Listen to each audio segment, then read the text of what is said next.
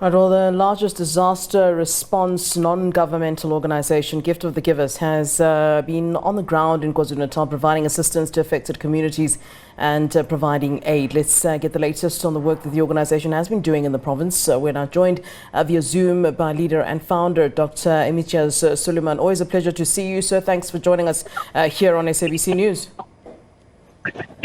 Good afternoon, Flo. Thank you very much. Right, so many people have faith in Gift of the Givers, and I'm sure you're very much aware of that. Does it not add to some of the pressure, that you already as an organization work under? And where did you start when it came to helping with the KZN Floods? Where did I start? Sorry. So my question is, many have faith in your organization, in Gift of the Givers, as I'm sure you are aware. Is that not adding pressure to the the work that you're already having to do? Does that not add pressure? And my second question is, where did you begin when it comes to KZN as an organization?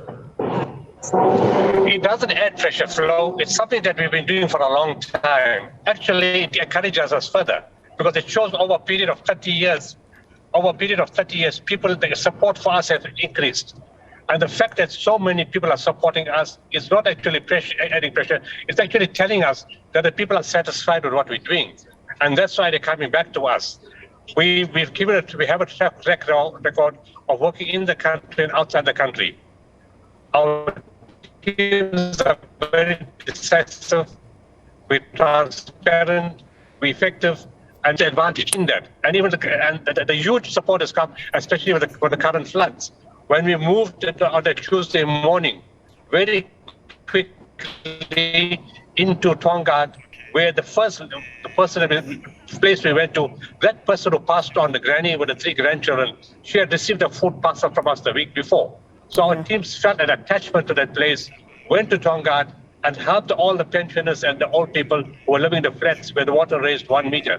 What challenges would you say remain in place at the moment in providing assistance and reaching out to all the communities that need to be assisted? I mean, it's such a very many people are needing assistance at this time, and one wonders, where to even begin, really. Well, the challenge is just twofold. One is the big challenge right now is what you focus on is not about distributing anything. It's about finding people. People are distraught. They want to get their family members found and buried. And that is proving a huge challenge. And the numbers are not correct. Last week, when we were in the different areas distributing items, and that wasn't too bad. Yes, some of the roads were closed. It takes longer to get there. You do eventually get there, but everything takes too long. Yeah. But it's only a few places where you can't get, and we use helicopters to get to those places. But whilst we were in the area, people are saying there's 2 people missing under this building. Family members of mine have disappeared. We haven't found the granny. We haven't found my mother. We haven't found the uncle. And then one of my team members was was going to Inanda, and he saw women sitting on the edge of the river. And he told them, "But why are you sitting here? It's dangerous." So they said, "We are hoping that the bodies of our family members will wash down and we will catch them and we can bury them." It was at that point that we realized this was far more serious than we knew. The amount of people starting to miss, it was becoming consistent that there's too many. And that's when you put up search and recovery teams, not rescue. You can't rescue anybody now. Yeah. And it's similarly, at the same time, the other provinces put up rescue teams too, or search teams. And then we said, where do we start? So we sent out a message and we said, does anybody have a missing family member? Or do you know of anybody that's missing? In a short space of time, we started getting full descriptions. 3 children here, 5 family members there, 6 family members there, 3 here, 3 there. By this morning, when I tallied up all that messages, there's 237 people missing. And I think there's many more that we haven't had feedback from. And then we went to the areas and trying to assist what all the teams, it's not only Gift for the Givers, it's everybody together, trying to find and recover bodies. There's 2 big problems. One is lots of bodies are in an advanced stage of decomposition. You can't identify them. And secondly, to get to them is a big problem because there's a lot of mud and a lot of rubble. And the big equipment can't get in. So that's proving to be a huge challenge. And now with the sun coming out like it is today, and it stays hot like this, we're going to get many more bodies decomposed very, very fast. Some areas are more affected than others, and I'm just interested to know, where Gift of the Givers is concentrating most of its work. Where have you seen that you really are needed? I mean, obviously it's devastation, and really many parts of KZN are affected. But where have you really seen and a terrible word to use, but where have you seen the hotspots as to where you need to be? The hotspots are you need to be everywhere because there's people scattered everywhere. But the biggest destruction and the biggest loss of life is in Inanda, Molweni, and Dussenhoek in Pinetown. Those three areas seem to have the biggest loss of life. The area that we haven't been to yet to scout properly, we just sent food to a helicopter, was through an area in the Valley of 1,000 Hills. But speaking to some people who were inside there, said it was horrendous. The big boulders started moving down the mountain and smashed into people's homes, and then smashed the homes into the water, and people drowned like that. And earlier in the week, last week, they managed to take some of the bodies home, and they managed to take some of the injured people to hospital. But they said there's quite a few people missing in the area, and they said the destruction is quite severe. We're hoping to get in now because one of the roads has opened up.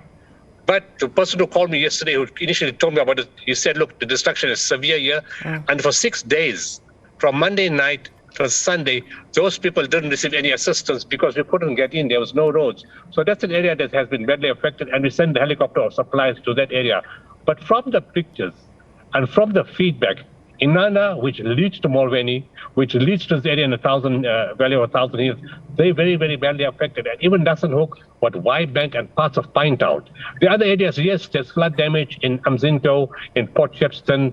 Central Durban Quarry Road has been badly hit, informal settlement there. Reservoir Hill looked like it's hit by an earthquake. But there's fortunately not many loss of lives there. There's a child missing and an elderly man missing. In Annette Road, 2 people are missing there. Other than that, in the other big challenge, of course, is the absence of water. There's not enough water. We're getting calls from hospitals. They can't watch the patients. They can't feed the patients. They can't give them medication. And more calls are coming from hospitals. They can't use the toilets. It's becoming a hygiene and an infectious problem. And we're trying to deliver water to the hospitals. Then the communities call to say, we don't have water. So it's becoming a challenge to be in so many places at the same time. But you can't use big trucks. So it takes longer because they get stuck in the road. And you're spending more time actually weaving in and out of traffic than actually doing distribution. So those are all the challenges. It does get done, but just everything takes longer. Yeah, and I mean, a lot of the focus is, in KZN, but, the reality, of course, is that other provinces have also experienced flooding, and there's been loss of lives there as well. How are you reaching out to those areas? And, you're talking about, some of the things that are requested from you. Those things require money. And I wonder if you're getting, enough assistance, enough donations, and how people who are willing and wanting to, in fact, help Gift of the Givers can indeed do so. We're involved in Eastern Cape also. We got called a few days ago when the floods hit there in Port Edward.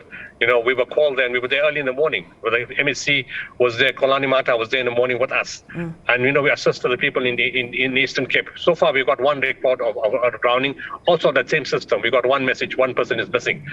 And we've been involved there, and at the same time, we've been involved with the fires in Langa also. There's 3 areas we've been involved. We have reserves. We stock up on supplies for a long period of time. But the public has been absolutely generous, I must say. The South African public has made this very, very personal. Every province has made this a personal issue. South Africans in KZN need us. They're not KZN. They're all of South Africa. It is not regarded as a separate province. You can see the love that's coming through from throughout the country. People wanting to do something. The corporates have come forward. In fact, on Monday night when the rain came, the first calls we got were not from people needing help. It was from corporates saying, what can we do to help? And they've been excellent in coming forward. We're busy with agreements with them. But on the radio, on your television channels, your radio programs, people throughout South Africa, everybody is driving the campaign. Everybody wants to do something. Even small organizations. in the areas where people have been affected. They've come forward. They've been very, very good, providing hot meals. Volunteers have been coming. People have been bringing in. It's just a mass movement of South Africans showing the spirit of Ubuntu to help fellow South Africans. All right. Dr. Imtiaz Sooliman, thanks very much for talking to us. And certainly good luck with the work that you're doing. And I'm sure you can get back on the road. I know we disturbed your work for a moment there. And thanks indeed for giving us that conversation.